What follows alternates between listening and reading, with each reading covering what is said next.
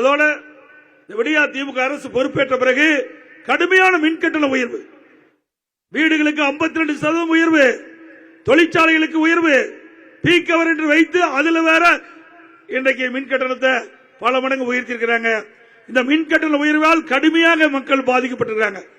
வீட்டுக்கு பயன்படுத்துகின்ற மின்சாரமும் உயர்ந்து போச்சு, அதே போல தொழிற்சாலைக்கு பயன்படுத்துகின்ற மின்சாரமும் உயர்ந்து போச்சு. ஆக இப்படிப்பட்ட நிலையில தான் இன்றைக்கு தமிழ்நாடு தத்தளித்துக் கொண்டிருக்கின்றது.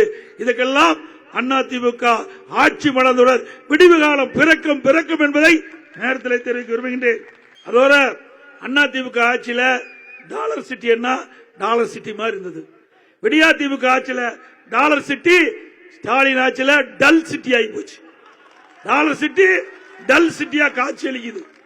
அந்த அளவுக்கு இந்த தொழில் சரிவடைந்து இந்த தொழில் நிறுவனத்தை சேர்ந்தவர்கள் கடும் பாதிப்புக்குள்ளாகிறாங்க. இந்த தொழில் ஈடுபட்டுகின்ற தொழிலாளர்கள் வேலை அளிக்கக்கூடிய அபாய நிலையிலே இன்றைய சூழ்நிலை இருந்து கொண்டிருக்கின்றது. இதற்கெல்லாம் முடிவு கட்ட வேண்டும் என்று சொன்னால் அனைத்து இந்திய அண்ணா திராவிட முன்னேற்ற கழக ஆட்சி தமிழகத்திலே உங்களால் உருவாக்கப்பட வேண்டும். அதுக்கு ஒரு சந்தர்ப்பத்தை முன்கூட்டியே நம்முடைய வெற்றி வேட்பாளருக்கு அந்த வாய்ப்பை தாருங்கள். விலைவாசி உயர்ந்து போச்சு.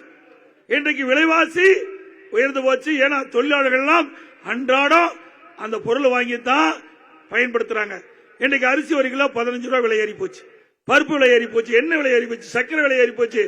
நான் நேற்றைய தினம் மதுரையில மார்க்கெட்டுக்கு போனேன். அப்போ மளிகை கடைக்கார ஹோல்சேல் மளிகை கடைக்கார போய் மொத்த விற்பனை மளிகை கடைக்கார கேட்டேன் எவ்வளவு விலை ஏறி போச்சுன்னு.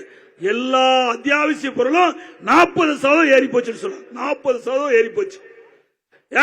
தொழிலும் இல்ல, வேலையும் இல்ல, வருமானம் இல்ல, ஆனா செலவு அதிகரிச்சிட்டது. இதுதான் திமுக ஆட்சியுடைய லட்சணம். ஆக மக்களை காப்பாற்ற தவறிவிட்டது. வீட்டு மக்களை சிந்தனை தான் எப்பொழுதும் ஓடுது. வீட்டு மக்களுடைய சிந்தனை தான் இன்றைய முதலமைச்சருக்கு எப்பொழுதும் நினைவில் இருக்கிறது.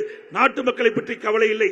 ஆக நாட்டு மக்களை பற்றி கவலைப்படாத முதலமைச்சருக்கு இந்த தேர்தலில் தகுந்த பாடத்தை புகட்டுங்கள் என்று அன்போடு வாக்காளர் மக்களை பொதுமக்களை கேட்டுக் கொள்கின்றேன். செய்திகளை உடனுக்குடன் தெரிந்து கொள்ள உடனே சப்ஸ்கிரைப் பண்ணுங்க.